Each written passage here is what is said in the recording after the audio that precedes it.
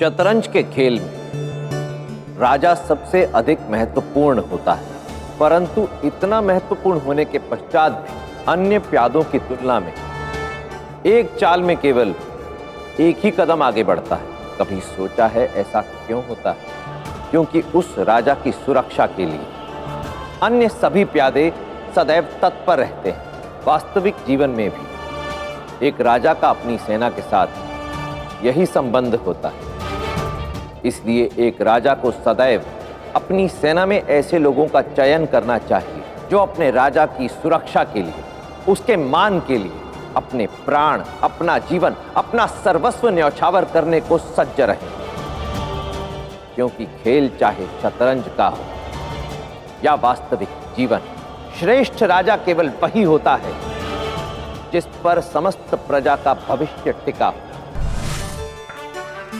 लोहे को तलवार का रूप लेने के लिए कई प्रक्रियाओं से गुजरना पड़ता है। हथौड़े के कई निर्मम प्रहार सहने पड़ते हैं।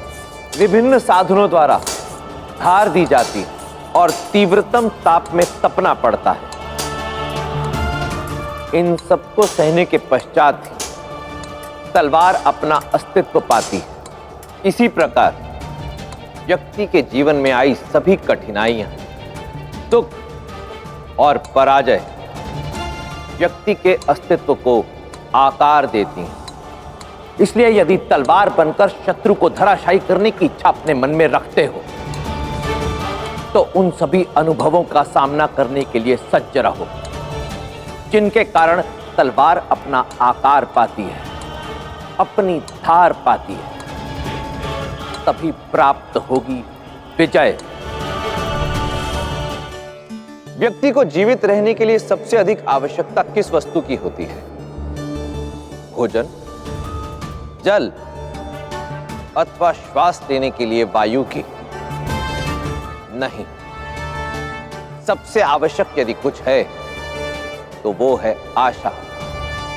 भले ही व्यक्ति के पास कोई भी सुख सुविधा ना हो, परंतु यदि उज्जवल भविष्य की आशा हो तो वो उसी आशा को अपनी शक्ति बनाकर भविष्य में आने वाली बड़ी से बड़ी बाधा को भी पार कर सकता है। इसलिए जीवन में यदि सब कुछ छिन जाए या खो जाए तब भी आशा का दामन थामे रखो। स्मरण रहे, आशा की एकमात्र किरण घने से घने अंधकार को मिटाने के लिए पर्याप्त होती है। नीतियां मेरी, नियति आपकी।